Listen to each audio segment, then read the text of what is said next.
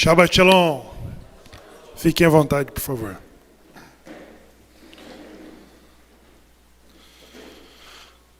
Convido você que nos acompanha de casa a obter a interpretação do mais competente Minyan sobre a Parashá Beshlach. E esse Shabbat conhecido como Shiro, o Shabbat do cântico, porque ele nos remete exatamente o cântico do que foi para os 3.500 anos da história judaica, a primeira das redenções de que Deus, pessoalmente, posso falar assim ou não? Sem contrariar os 13 princípios da fé judaica, tem permissão, Rogério? Em que Deus, pessoalmente, se envolveu com a libertação do povo judeu, tanto quanto se envolveu pessoalmente no ato da criação.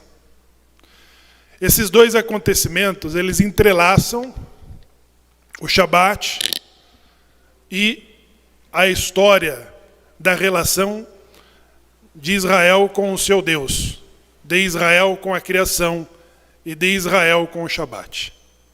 Todas essas coisas são intimamente ligadas. E desses 3.500 anos de que se traz a existência judaica através dos patriarcas, eu pergunto a vocês, quantos anos de liberdade, de independência viveu os judeus durante esse período? Não precisa ser preciso, mas pode ser aproximado. Durante quanto tempo, na existência de 3.500 anos, quantos anos Israel teve de independência e liberdade?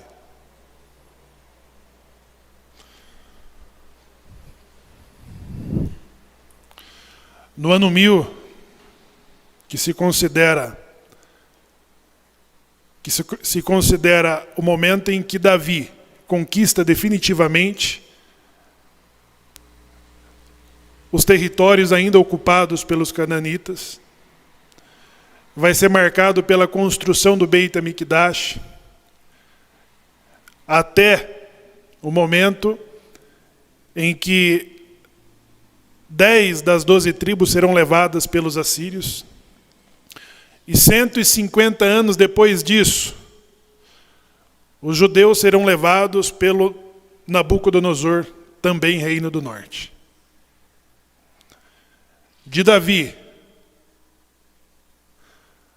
até o ano 538, nós temos 400 anos de liberdade. 400 anos, 70 anos no cativeiro da Babilônia. Quando o rei Ciro decide pela reconstrução do templo, os judeus voltam para o seu próprio lugar, porém não com independência, mas sob o domínio das nações emergentes, das nações dominantes, não emergentes. Os persas, os gregos, os romanos. Depois da saída da Babilônia, Israel vai viver 82 anos de independência durante o período do domínio grego ao romano, quando os Hashmonaim, os Macabeus, conquistam e se livram dos fardos dos gregos, porém, Pompeu, general romano, ele tira esse período. E nós temos, dos 400 anos, nós temos mais 82 anos de independência e liberdade em que os judeus viveram na sua própria terra, sem o domínio estrangeiro. Então, somando-se a 1948, com a criação do Estado de Israel, nós temos menos de 600 anos. Menos de 600 anos em que os judeus têm liberdade e independência. Temos total independência? Essa semana, Netanyahu ele fez uma lembrança de todas as conquistas e redenções, a exemplo de que nós lemos hoje, da saída do Egito, do cântico de Débora que lutou contra as opressões. Netanyahu descreveu todos os sofrimentos impostos, da perseguição, da falta de liberdade e de independência. Pessoal. Não importa o quanto você esteja longe do seu estado, mas você precisa ter um estado. Os brasileiros que nos acompanham de diferentes países, dos Estados Unidos, de Portugal, de Israel, eles se envolvem, eles se preocupam, eles acompanham todas as coisas que estão acontecendo aqui. Acompanham. O que é isso? É um senso, uma ligação de nacionalidade, não importa aonde você esteja. Durante 2000 anos, desses 3.500, os judeus estiveram espalhados entre as nações, desvinculado completamente desse senso.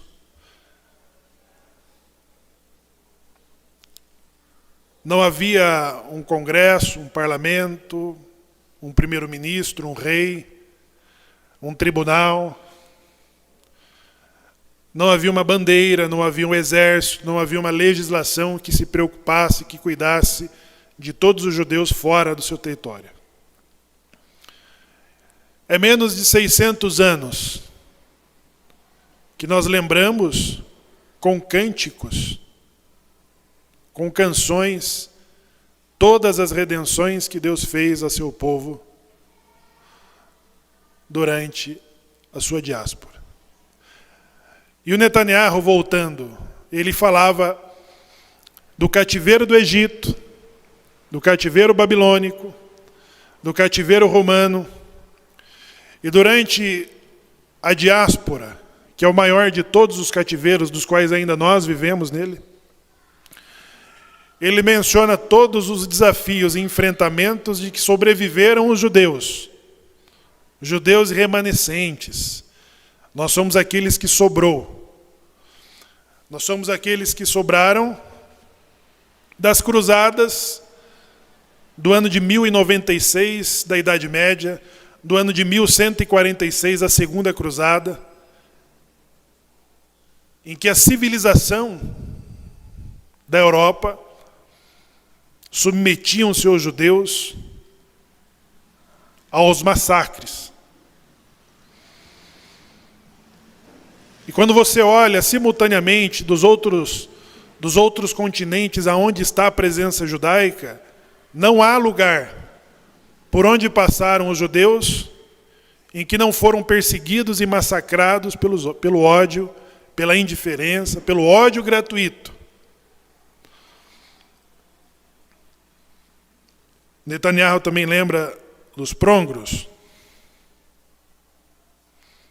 da Europa Oriental, do leste da Europa. Também fala da Inquisição.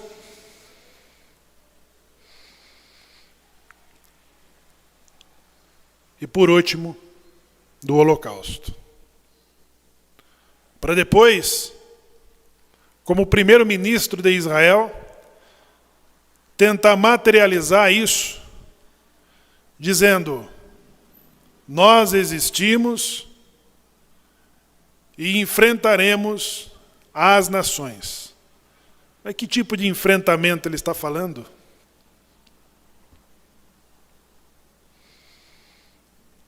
Ou que tipo de independência nós estamos falando ou vivendo?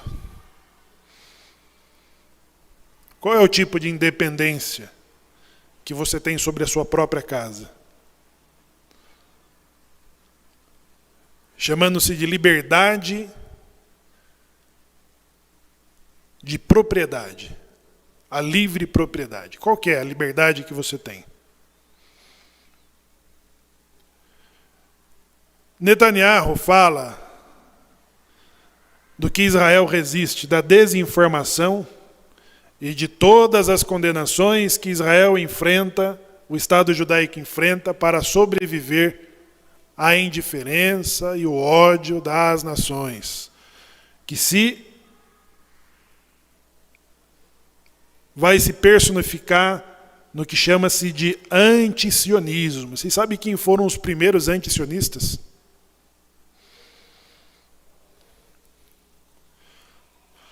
Os primeiros antisionistas são os amalequitas. Os amalequitas foi a nação que deliberadamente, com poder bélico, eles enfrentaram os hebreus que saíram do Egito armados. São os primeiros antisionistas. Hoje é muito feio, com toda essa segregação ideológica e racial que o mundo está armando, é muito feio e politicamente incorreto você odiar a raça de uma pessoa. Ninguém pode mais falar judeu sujo ou outros atributos repugnantes. Eles politizaram esse antissemitismo do que chama-se de antisionismo. Então, pessoal, no Shabat Shiro, um Shabat de cântico, eu pergunto a vocês, de 3.500 anos de existência, versus 580 anos de liberdade e independência, o que nós cantamos? O que nós cantamos?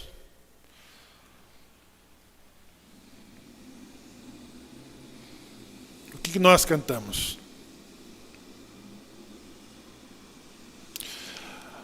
O cântico é um dos atributos judaicos, além do povo do banho, o povo do livro. É o povo que se alegra e canta. E isso é conhecido até entre os que nos odeiam.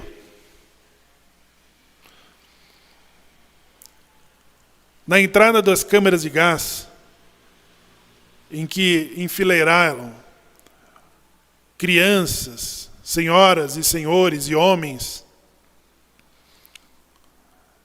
havia judeus com instrumentos.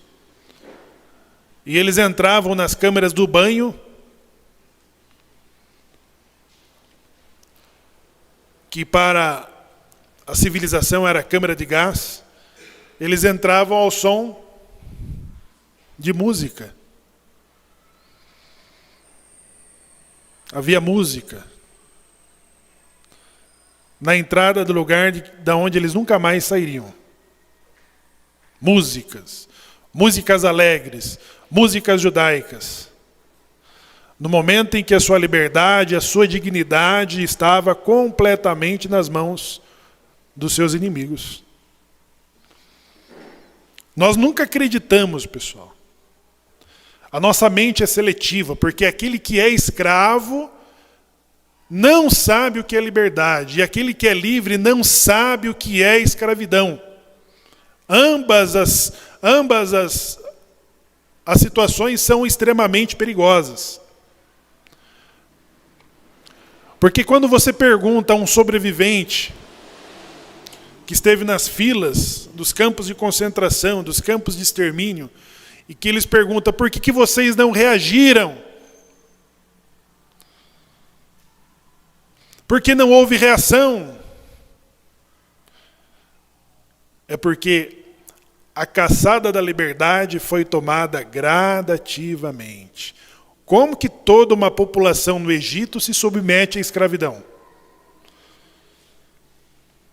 Eles não acordam escravo do dia para a noite. Mas os seus direitos vão sendo caçados e limitados gradativamente, como também foi na Alemanha nazista.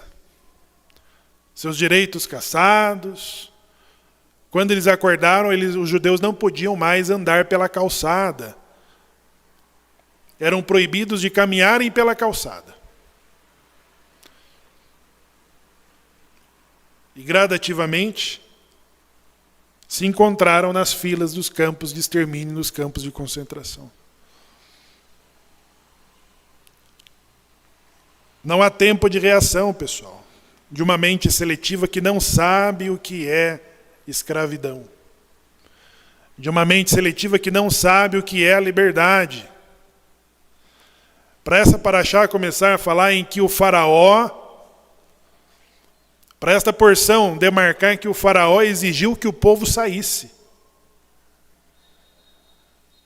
Não inverteu? Foram 10 das audiências em que Moisés pedia ao faraó que liberasse o povo para um culto no deserto por 3 dias. Mas no último momento, o faraó e os egípcios pediram que os hebreus saíssem. Saiam daqui.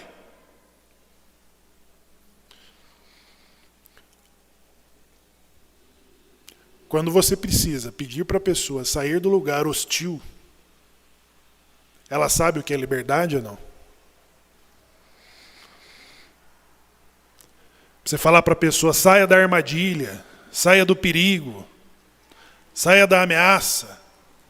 Quando você precisa pedir para a pessoa sair. É que nós entendemos, pessoal, que nós fomos objetos de estudos da antropologia e de todos os outros estudos que possam se imaginar, das reações de tudo que nós enfrentamos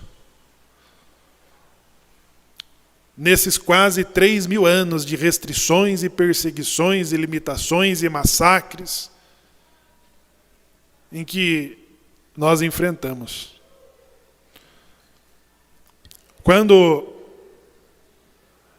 na Babilônia encontravam-se uns judeus antes livres e agora presos, os seus inimigos pediam, cante-nos nos cânticos de Sião. Nos cantem. E eles diziam, nós não temos motivos para cantar. Nós não podemos cantar dos cânticos do Senhor em terra estranha.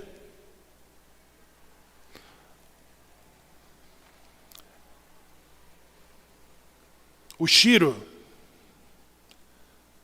que nós proferimos, pessoal,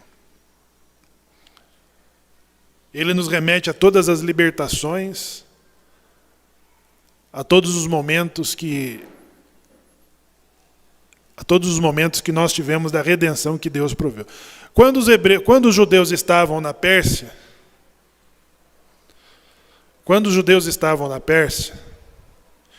diante de um decreto de extermínio a todos os judeus, de todas as províncias daquele domínio, Deus se manifestou de forma muito diferente de como nós lemos hoje. Porque era visível a todos os egípcios, vocês ouviram na leitura feita pelo Shimon? Na leitura feita pelo Shimon diz que todos os países e nações ouviram o que Deus fez por Israel no Egito. Não precisou da Globo falar. Todos sabiam. Todos ouviram. Todos tiveram conhecimento da forma como Deus, pessoalmente... Machuca o ouvido de vocês eu falar isso? Não? Quando Deus pessoalmente se envolveu na libertação dos hebreus na terra do Egito. Tirou-os de lá. Tirou-os com mão forte. Deus mobilizou toda a lei da natureza em favor de um povo. E isso, pessoal, aconteceu no decorrer de todos esses enfrentamentos, mesmo que fora de Eretz Israel, mesmo que fora de Israel. Foram 40 anos, serão 40 anos depois da travessia do mar, em que ainda os hebreus terão de viver no deserto. E depois da entrada de Josué, de Yehoshua, eles terão ainda de enfrentar todos os inimigos para obter a liberdade. O que Débora enfrentou como juíza junto a Baraque era dos vizinhos que ainda precisariam ser tirados para cumprir o que Deus prometeu aos patriarcas de expandir todos os territórios para todas as tribos. Josué morreu idoso ainda, tendo que anexar a terra da sua herança. A terra que pertencia a ele dentro da demarcação da herança de todas as tribos. E isso só vai acontecer depois que Davi assumir e concluir com a ocupação dos territórios que Deus definiu aos descendentes das tribos, para o que seria então a construção do templo. Aí vem a pergunta: quando definitivamente que os hebreus obterão liberdade e autonomia? Pergunto, é uma pergunta sem precisão, você pode falar de acordo com a sua opinião. E desta forma eu abro o espaço para o Minian participar conosco. Então vou repetir a pergunta. Quando, na sua opinião, os hebreus tiveram liberdade e independência? Ó. Minian, participe conosco. As mulheres também poderão participar se desejarem. Os homens aqui, os que estão sentados à mesa, poderão também proferir o comentário. Fiquem à vontade em destacar a sua observação desta porção. Shabbat Shalom. Shabbat Shalom. Bom, o Parashá dessa semana nos ensina que enquanto nós tivermos a mente alienada como escravo, como o Roche falou, a gente não percebe essa situação e acaba se tornando uma vítima daquela situação e não vê que aquilo está fazendo mal para ele. Quando o Eterno colocou o povo desviando das cidades mais fáceis, desviando das populações que ali rodeavam o Egito pelo lado mais difícil, foi justamente porque o povo, numa situação difícil de guerra, tornaria a ser escravo novamente, retornaria para o Egito para continuar sendo escravo. E levou-se 40 anos para que toda aquela geração mudasse a mentalidade dela, de não ser mais escravo, e passasse a ser um povo liberto, ou seja, a geração posterior que entrou na terra de Canaã. Então tudo isso, a mente humana ali, a mente das pessoas que estão sendo escravizadas, elas não conseguem enxergar aquela situação ruim que está sendo feita para elas e aceitam aquilo como o certo, como uma situação normal. Eu acho que a liberdade do povo hoje, na situação atual do nosso momento, né, acredito ainda que a gente ainda é muito doutrinado por certas coisas. E a gente tem que ter essa liberdade de procurar, tanto na lei que o Eterno nos deixou, a liberdade espiritual, né, para que a gente prossiga posteriormente e tenha a liberdade em si de tudo que existe à nossa volta. Muito bem, muito bem. Ótimo, ótima opinião. Elisha. Shabbat Shalom. Shabbat Shalom. Eu quero só retornar à parte do extermínio dos nossos irmãos. Eu acho que tem uma parte que é oculta, que quando falam que nossos irmãos foram levados para o campo de concentração e lá foram aquele banho com música e de lá recebiam o gás e morriam e depois iam para a fornalha, esquecem. A história omitiu, Baal omitiu que também fizeram caminhões fechados que colocavam nossos irmãos judeus, homens, mulheres e crianças em pé, socados dentro do caminhão, colocavam um gás carbônico ali e nossos irmãos morriam em pé. Essa é uma parte que está oculta da história. É essa a minha participação. Muito bom. O Elisha, ele comenta um detalhe muito importante, que a solução final era da forma de como se livrar da presença judaica na Europa. E mesmo isso se tornou caro para um governo que estava em guerra. Então, ainda nos países em que levam seus cidadãos ao paredão, a bala em que a pessoa é condenada, a família ainda tem que pagar ao Estado a bala que foi usada para a execução. Então, se livrar de milhões de judeus na Europa tinha que ser rápido e eficiente. E havia uma indústria de extermínio, uma indústria. A Ford, vocês andam de Ford? A IBM e muitas outras indústrias, conhecidamente, se apresentavam em prestar esse serviço ao Estado. Então, uma das tentativas foi essa. Um caminhão-baú, onde eram colocadas mulheres e crianças pequenas, porque os homens eram mais resistentes. E mesmo assim, as crianças de colo, era um caminhão-baú em que o escape do motor era dentro do baú. O escape do motor dentro do baú.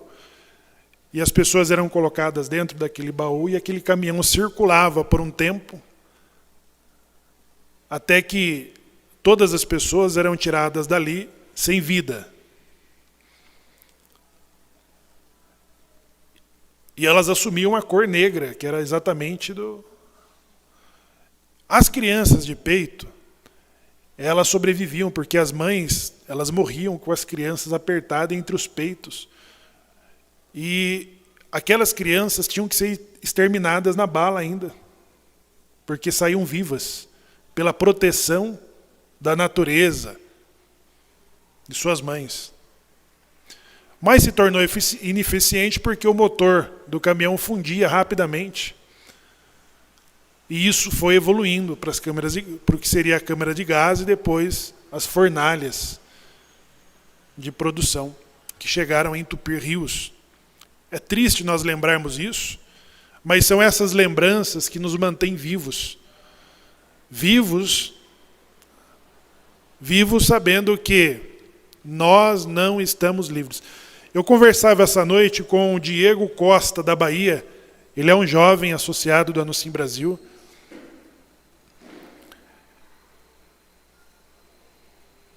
Está se graduando em filosofia.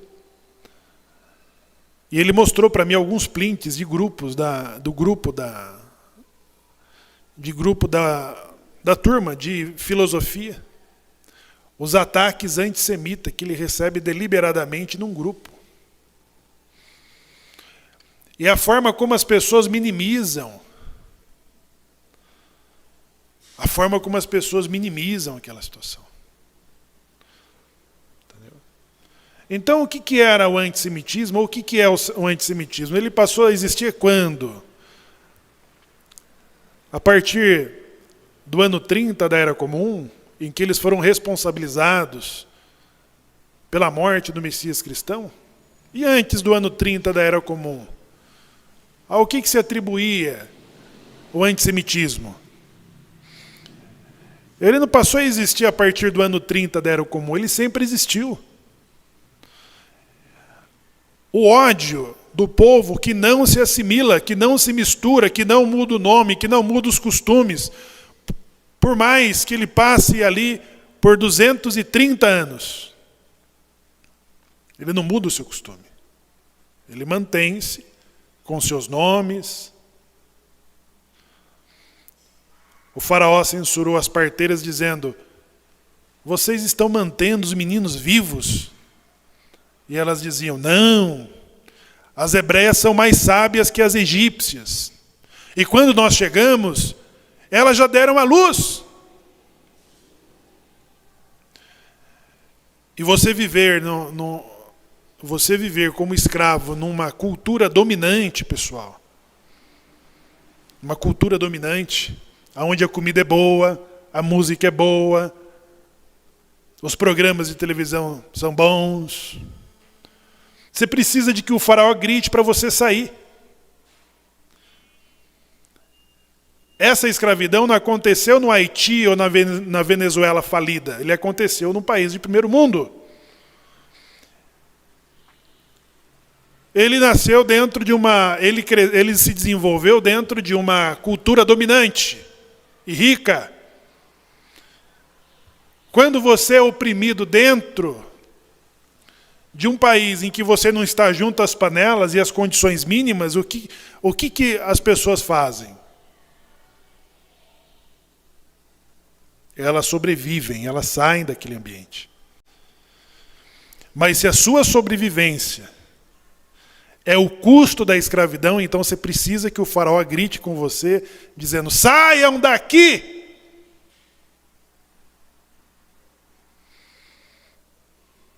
Entendeu? Então, o que Aharon diz é verdade. O senso que nós temos, a nossa mente seletiva, pessoal. A nossa mente seletiva. Nós temos um primeiro-ministro de um país livre que fez acordo com o Sudão essa semana. Baruch Hashem. Benjamin Netanyahu fez acordo de paz com o Sudão, assinaram acordo de paz. O Sudão, que era um dos principais inimigos do Estado de Israel. Nós tivemos o acordo de Abraão, que aproximou o Estado de Israel do Catar, dos países árabes. E agora nós tivemos um retrocesso. A Arábia Saudita, através do seu chanceler, disse que o acordo de paz com o Estado de Israel ele está dependendo de dois estados viverem em harmonia. Você quer que eu traduza isso para você?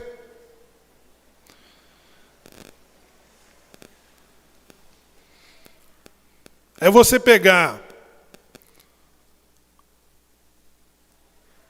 um vizinho indesejado e dividir a tua casa com ele, dando água, pagando a luz, pagando o fornecimento de água, de luz, dando para ele alimento, dando para ele remédio. Você tem que criar um muro para as pedras não caírem na tua cabeça. É isso que estão pedindo para Israel. Pegue a tua sala de estar e divida ela no meio, assim, ó. Mas divida com a pessoa que te odeia e que quer te matar. E viva em paz com ela. Aí eu vou te reconhecer. Entenderam ou não? Será que isso é claro para todo mundo? Essas são as condições de que Netanyahu materializa dizendo: nós enfrentamos todas essas coisas e enfrentaremos as nações, porque as nações querem impor o que Israel tem que fazer com a sua capital histórica, que é Jerusalém. A liberdade judaica, pessoal, a liberdade judaica, ela ainda tem, as nações estão com os pés em cima dela. Estão com os pés em cima dela. Eu vi um outro pronunciamento do Benjamin Netanyahu dizendo: os cristãos, o lugar mais seguro para os cristãos é em Israel. Era para ser um absurdo isso. Mas não é. Porque o Papa Pio XII, no ano de 1940, ele entregou todos os seus judeus para não ter o Vaticano bombardeado pelos alemães. A sede do cristianismo estava sob ameaça dos alemães. E se o pontífice não entregasse os judeus para os alemães, teriam a sua sede bombardeada.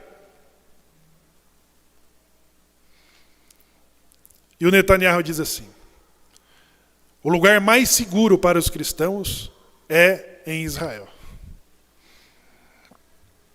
Entenderam? Olha para os cristãos da Nicarágua.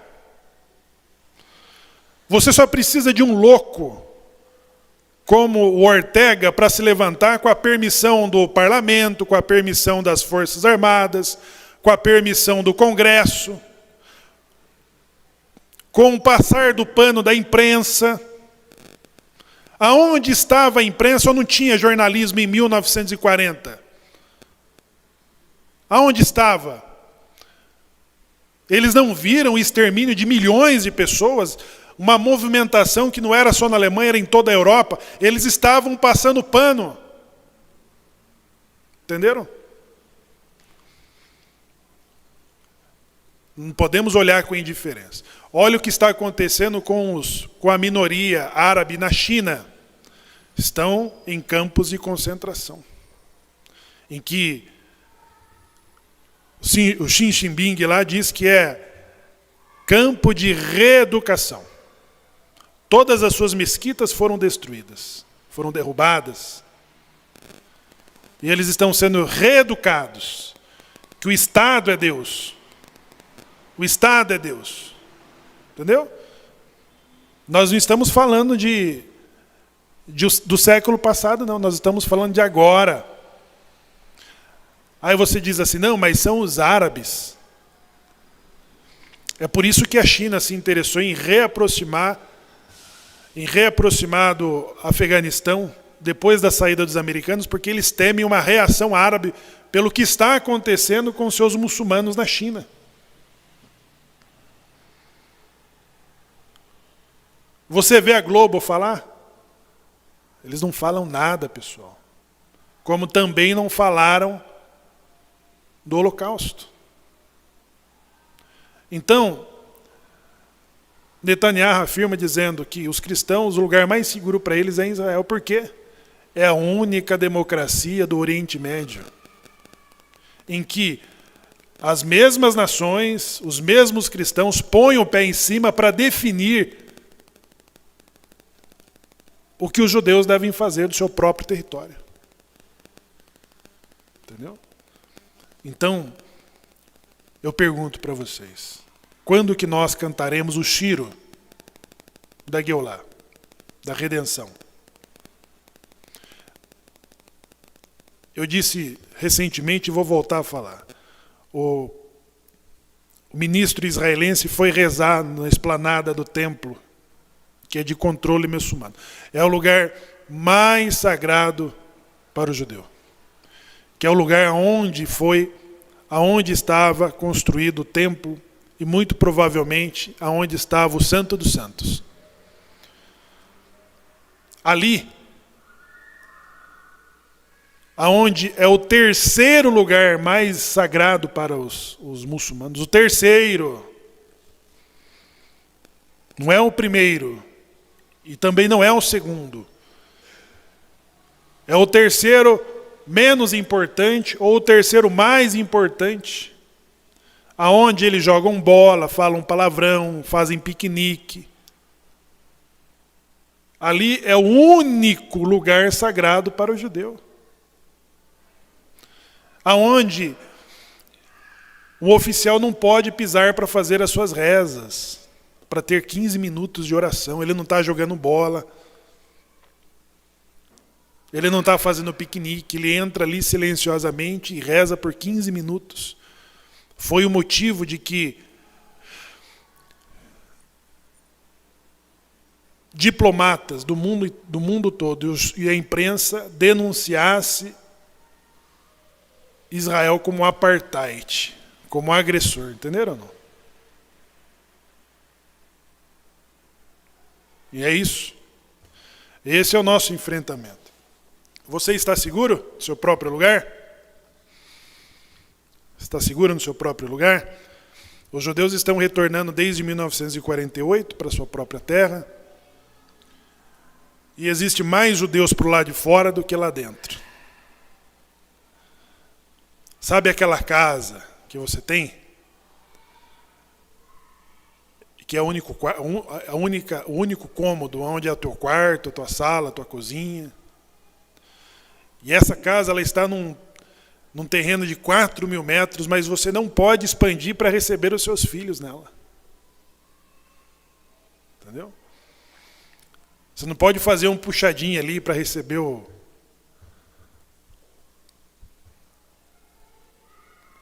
anucinho. Não pode. Então, isso depende da vontade das nações, de que o Netanyahu diz, nós sobrevivemos à Inquisição, o Holocausto, as Cruzadas, os Prongros, também sobreviveremos às nações. As nações é Gog e Magog que tem nas mãos os interesses sobre o Estado de Israel. A independência que eu perguntei para o Miniel, alguém quer falar? Em qual momento que os hebreus que saíram do Egito tiveram independência e liberdade? Vocês querem falar ou não? Alguém arrisca em dar um palpite? Não precisa ser redundância.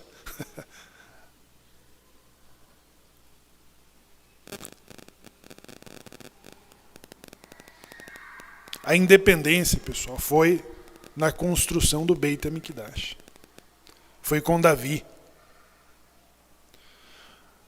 Débora, da Haftará, ainda estava enfrentando a expansão de que os hebreus precisavam para obter a liberdade plena.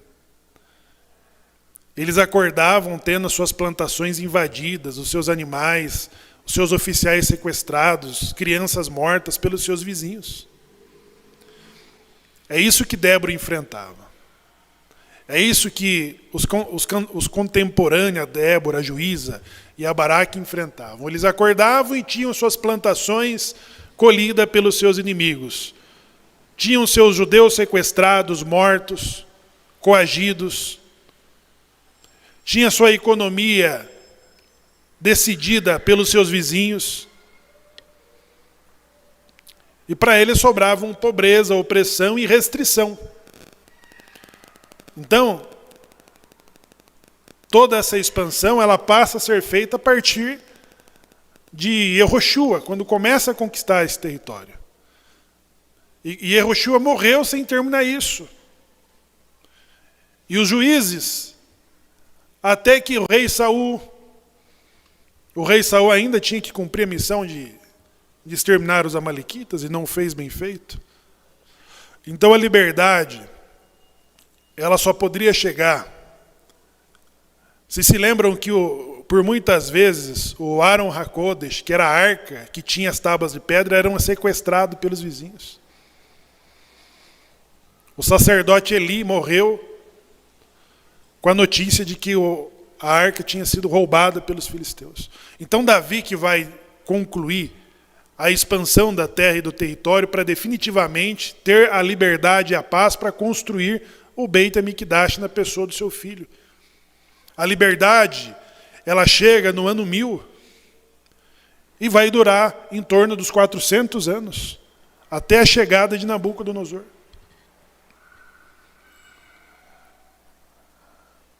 E nós estamos indo para o que deve ser a construção do terceiro templo. Aí eu pergunto para vocês que são privilegiados de estarem, nós nascemos no momento em que nós não sabemos o que é a vida judaica sem o Estado de Israel. Quem que nasceu aqui antes de 48?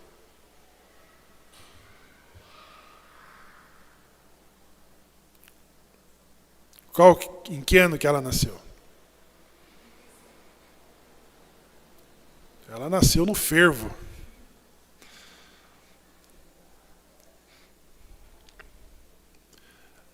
Nós temos o privilégio, nós sabemos o que... Nós nascemos dentro da geração em que existe o Estado de Israel e o lugar para onde os judeus podem se esforçar. Agora, todos os outros, antes de 1940, estiveram à margem da extinção. De você ir dormir e não sabe se esse povo existiria no dia seguinte. Quando a força-tarefa da solução final, pessoal. A solução final estava se encarregando de garantir que nenhum de vocês ou nenhum de nós estivéssemos aqui hoje, no final de 70 anos. Vocês acham que fazem muito tempo? Para o Diego Costa enfrentar no grupo de WhatsApp o antissemitismo deliberado, em que as pessoas que veem aquilo falam, não, deixa isso quieto. Quem tem que fazer o enfrentamento do antissemitismo, ô Gabriel, quem que é? Somos nós. Temos que ser intolerantes a qualquer resquício de antissemitismo que o teu filho vai enfrentar na escola.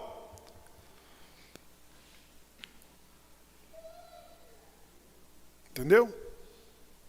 Você está preparado, Lucas? Depois de terminar o teu bar mitzvah de brigar pelo sionismo, de defender o Estado de Israel, de defender o outro judeu, quem mexer com o Ramon, mexeu com quem? Mexeu conosco. Quem mexer com o Diego Costa, mexeu com quem? Com todos nós. Então essa geração, que nasce tendo o Estado de Israel existindo e defendendo os direitos judaicos, tem que defender o sionismo. E o sionismo, ele é odiado da forma política, pessoal, da forma política. Não tem outro meio. O instrumento do antisionismo, ele está na política, naqueles que assumiram o Congresso, o Senado, aqueles que assumiram o Executivo do Brasil e de outros países. Nas escolas, nas igrejas, lá está o antisionismo. O apartheid, de definir os judeus como arrogantes.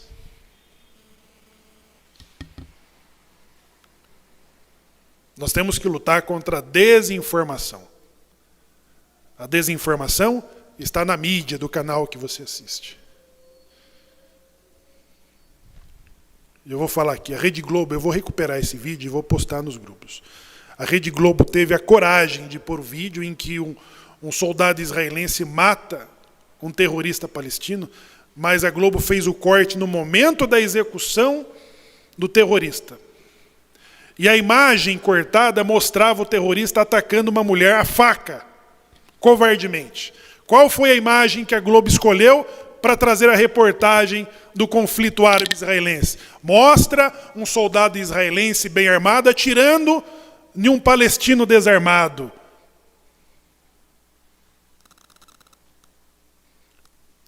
Aí você inflama toda a população que está de olho, os milhões de brasileiros que estão assistindo a covardia judaica. Vocês entenderam, pessoal, que eu estou falando, da gravidade do que nós estamos falando? No outro dia, milhões de brasileiros vão trabalhar e ver um judeuzinho de equipar na rua. Ver o teu filho na escola, ver você indo para a sinagoga. Aí ele olha para ele e fala, ele é daquele povo lá. Pois eles fizeram um corte em que o terrorista atacava covardemente uma mulher com faca. E quando ele entra para atacar os guardas da IDF, ele é alvejado por um israelense. Entendeu ou não? Então, eles estão prontos. E nós que precisamos defender isso. Nós que precisamos mostrar a verdade sobre o nosso direito de existir, sobre o nosso direito de ser. Entendeu? Então, somado-se a isso, pessoal, você vai ter em abril, que é o período da Páscoa cristã, você vai ter os apelos dos teatros. Como que chama os teatros que falam da paixão? O teatro ele era encenado desde a Idade Média. Os grupos de teatro faziam as encenações em que o Cristo ele é massacrado e perseguido pelos indiferentes judeus que são colocados como diabos, como cruéis, como ambiciosos. E quando terminava aquelas encenações, os guetos judaicos eram invadidos E os judeus eram massacrados, crianças, mulheres, idosos, grávidas, gestantes. Entenderam ou não? Então hoje, isso vem de que forma? Isso vem da forma em que você pega a imagem do corte de um soldado israelense atirando num palestino desarmado. É essa guerra que nós perdemos. Nós ganhamos a guerra de 48, a guerra da independência, nós ganhamos a guerra de 54 do Canal de Suez, nós ganhamos a guerra de 67 dos 6 dias e ganhamos a guerra do Yom Kippur de 73. Nunca mais nós ganhamos nenhuma guerra. Nós perdemos todas elas. Nós perdemos na guerra da desinformação,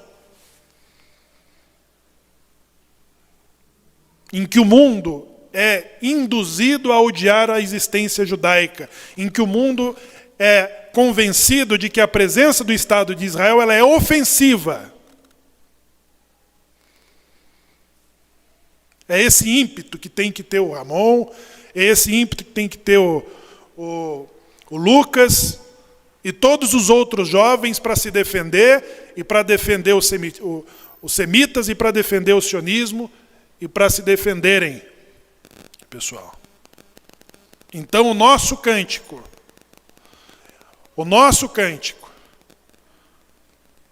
ele virá diante de um povo que tem reação, em que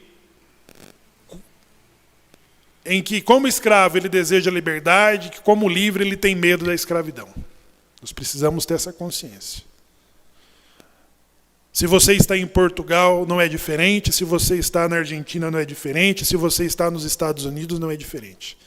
Ontem um presidente colocou a embaixada de Tel Aviv para Jerusalém para reconhecer e para declarar ao mundo que Jerusalém pertence aos judeus. No outro mandato, o presidente pegou uma embaixada palestina e pôs no mesmo lugar para declarar para o mundo: briguem, palestinos, e tirem Jerusalém dos judeus. Não há lugar no mundo, senão em Israel, que você possa defender os seus princípios. Você pode pensar que um presidente vai ser pró-Israel, ele vai ter um mandato de 4 anos, ele vai ter um mandato de 8 anos, mas o que vai vir depois dele ninguém sabe. E os Estados Unidos provaram isso. E olha que os Estados Unidos têm a maior população judaica depois do Estado de Israel. Entenderam? Então, o nosso cântico, o nosso shiro, ele tem que existir. Mas pelos méritos de lutarmos pelo sionismo, de lutarmos pela nossa existência, de lutarmos pela nossa sinagoga, de lutarmos pelos nossos filhos, pela nossa liberdade. E de nos defendermos. Porque quem mexer com qualquer um de nós tem que saber que mexeram com todos os outros. Entenderam? E é isso, pessoal. Eu acho que, como diz os portugueses, e tenho dito, e falar nisso, nós estamos muito próximo de formar um Minyan em Portugal. Em Portugal, nós teremos um Minyan de rezas, porque são poucas as sinagogas em Portugal, é Lisboa e Porto. Existe a sinagoga de Belmonte.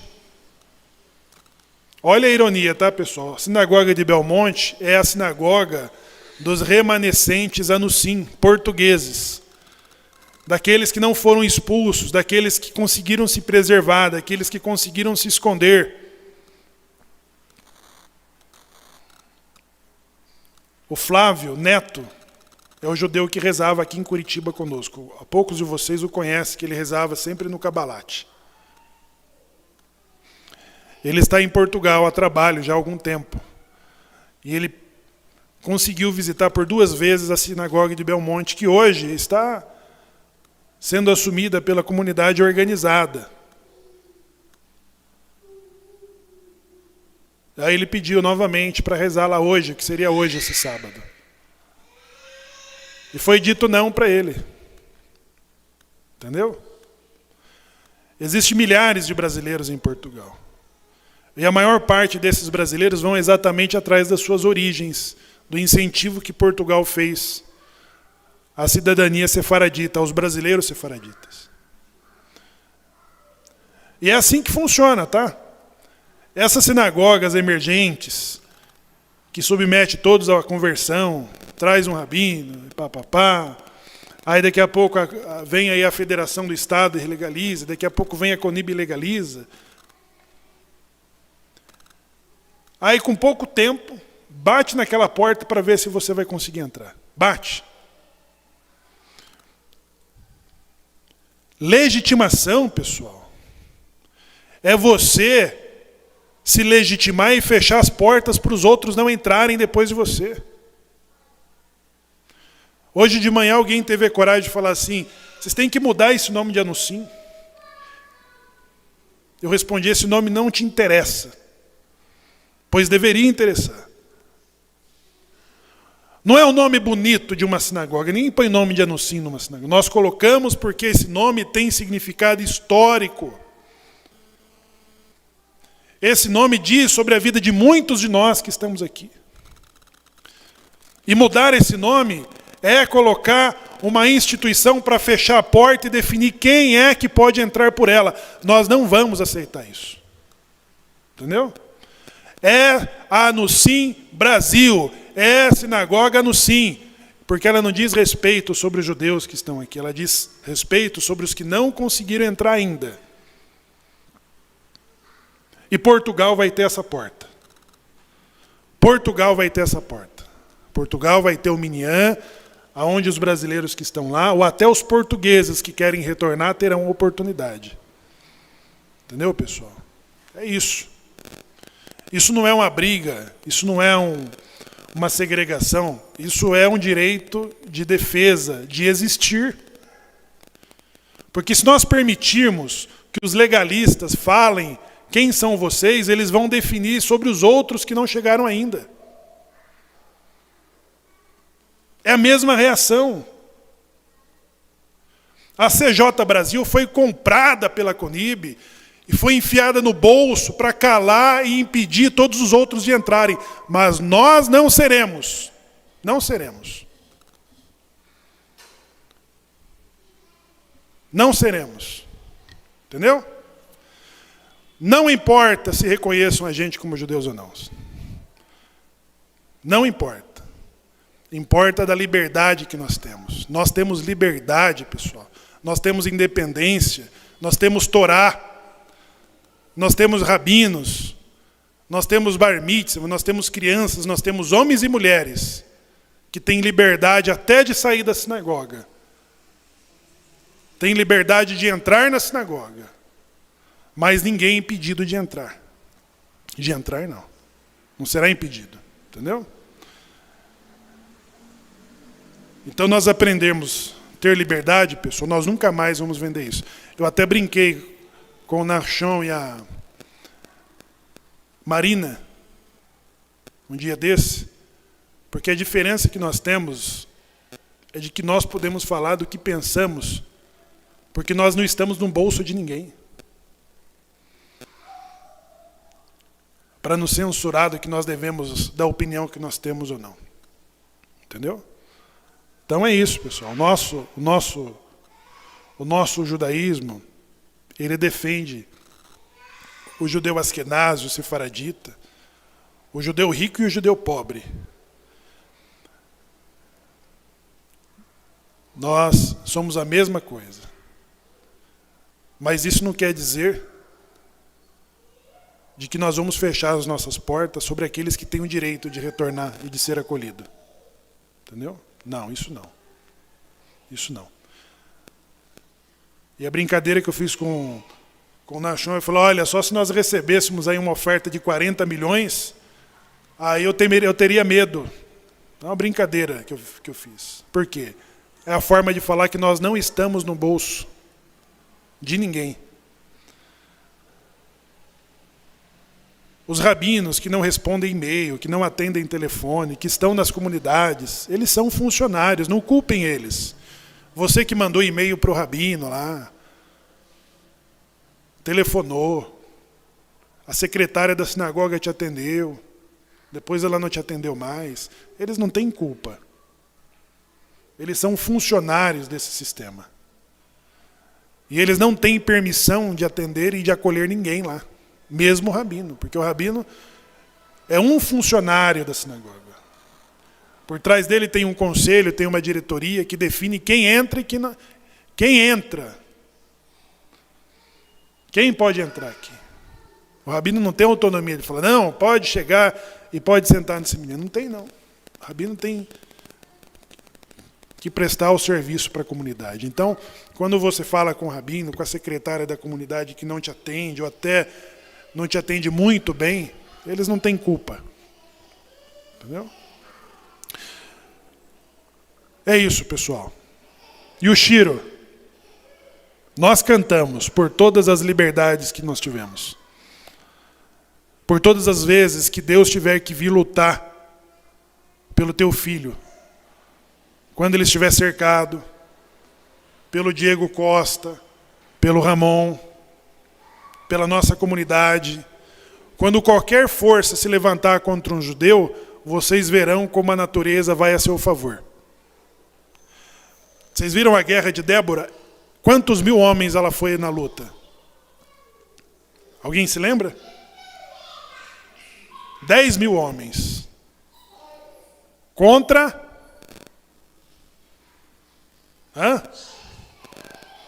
Contra 40 mil. Sabe o que acontece? As rodas quebram, as armas falham. Na lista de Schindler, que eu recomendo que todos vocês assistam, tem um momento lá em que o contador, que vai ser o homem, o funcionário do Oscar Schindler, que vai ser responsável por salvar milhares de judeus na indústria do Schindler, ele vai ser capturado pelos alemães. E depois de se apresentar, os 3 oficiais que estão ali, eles vão tentar executar. E aquela cena é verídica, não é? A arma do oficial falha 1, 2, 3, 4 vezes. Ele joga a arma no chão e pega do outro oficial que está do seu lado. E a outra arma falha, várias vezes.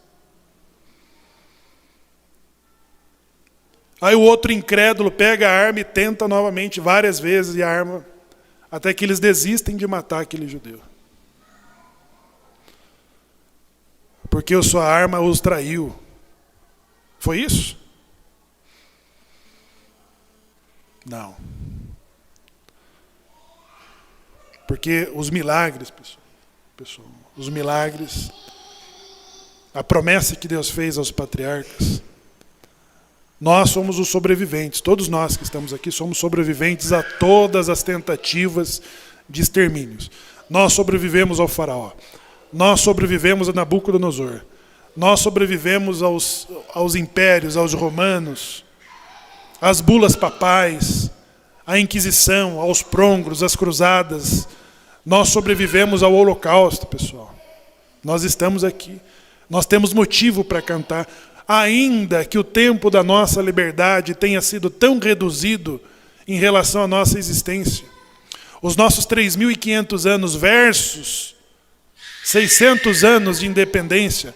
Mas nesses 3.000 anos, foram ali que nós vimos todos os milagres das tentativas de extermínio. Foram dentro dos 3.000 anos de restrições e de escravidão que nós vimos a ação em que Deus pessoalmente foi defender os seus interesses, a sua vida, a sua saúde, a sua integridade, pessoal.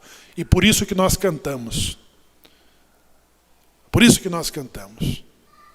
Por isso que nós agradecemos e reconhecemos a grandeza, porque a nossa existência, não há nenhum outro povo, não há nenhuma outra civilização que tenha preservado há mais de 3.500 anos suas tradições e costumes milenares. Não há. Não existem mais. Todos os nossos inimigos que tentaram nos exterminar, todos eles não existem e nós existimos. Nós existimos, nós estamos aqui, pessoal. Nós estamos aqui. E por isso que nós cantamos. É por isso que nós agradecemos, porque nós somos a resistência. Nós ressurgimos das cinzas. Nós somos os remanescentes. Somos o menor número. Isso é prova. Isso que é milagre. Quando pessoalmente Deus defende cada um de nós. Eu quero convidar o Razan para nós fazermos um Kiddush de Shabbat. Temos motivo para agradecer. Temos motivo, pessoal. E esse Shabbat, o Shiro, ele está vinculado à criação, ele está vinculado à nossa existência. Porque se não existisse a presença judaica, eu não sei o que seria do mundo. Né? Não sei. Vamos lá.